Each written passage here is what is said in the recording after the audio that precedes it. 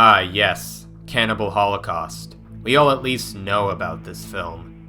The film people only saw on a rare whim because they had that one friend's older brother who told you about psychedelic mushrooms while smoking weed in their parents' basement. He opens up a torrented file of it on his ThinkPad Pro, and for some reason it is the year 2012. If you did ever have the gumption to watch it in entirety, you probably still have flashbacks to the image of a wiry-built Latino man shoving a knife up a muskrat's neck, or maybe the numerous brutal rape scenes that are littered throughout the entire narrative. Either way, the issue remains.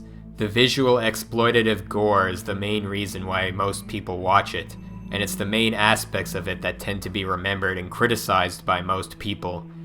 But this video isn't going to be a discussion of the excessive violence within this film, or the questionable morality behind the animal cruelty for various shots. And as a side note, if you find the morality of the making of the film based off the animal murderings to be problematic, maybe you should think twice before watching it after chowing down on some chicken nuggets or a delicious Big Mac. No, the reason why I'm making this short little exposé on the film is to illustrate the much more important themes and innovations that this work of art set out to create, and how it accomplished them. It is a shame that the film has been lumped down into a genre of exploitation, only being remembered mostly as a semi-snuff film with pointless gore and violence that serves no other purpose than for shock value.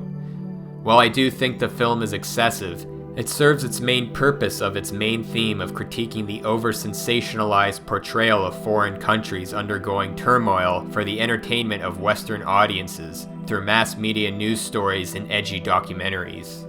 The film was banned in several nations, and the director Ruggero Deodato was threatened to serve jail time for allegedly murdering some of the actors on film, to which those claims were quickly falsified.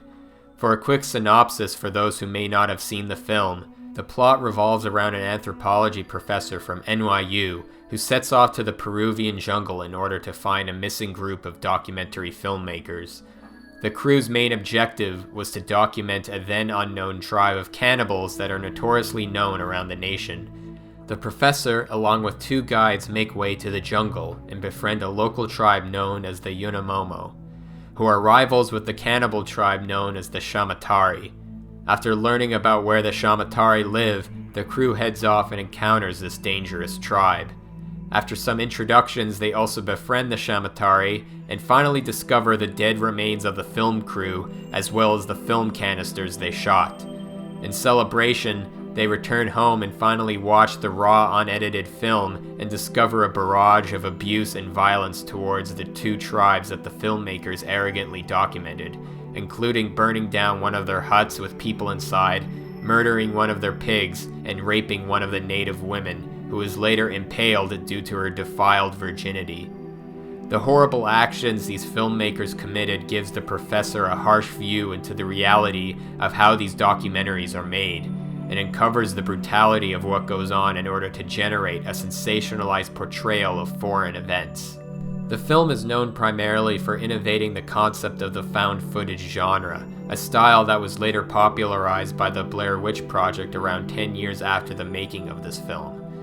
I want to emphasize, however, my earlier point of over-sensationalization that the movie was mainly critiquing.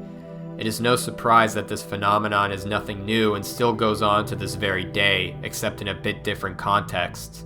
The understanding this film portrays is the false notion that the idea of a true documentary is completely non-existent. Things we see that are made to mimic reality are merely a reconstruction of the event.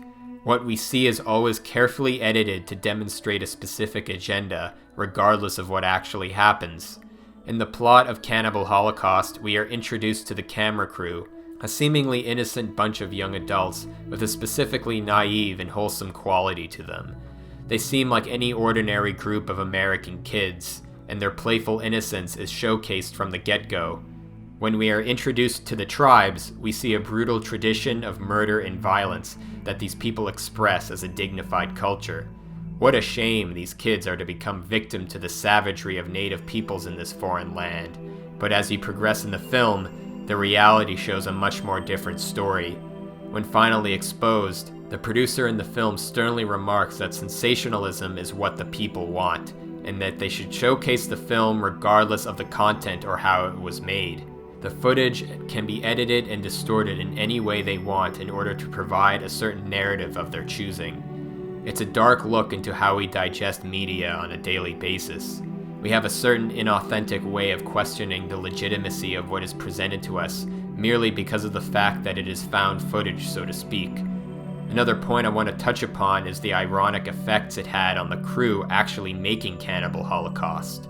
The director Deodato, who began this project as a way to critique this very same idea of taking advantage of people to illustrate a certain narrative, was known to have been abusive to his crew while on set and generally underpaid them. He also took severe advantage of the native tribes in order to get his desired shots, including forcing them to stand in a burning grass hut and at the end never compensating them whatsoever for their work. It harks to another film with similarities that is much more well known, that being Apocalypse Now, a film known for its rapid decline of mental resolve within the director as he turned to near madness, best known in the documentary Heart of Darkness. Through the ordeal of creating a work of art that delves into darkness and chaos, there is a tendency that the creator must experience that same evil themselves in order to manifest it. And this is the reality of what struck a nerve with me when finishing this movie. What is the price to pay in order to document darkness in the world? To fully go in depth to the evils and horror that exist around the world?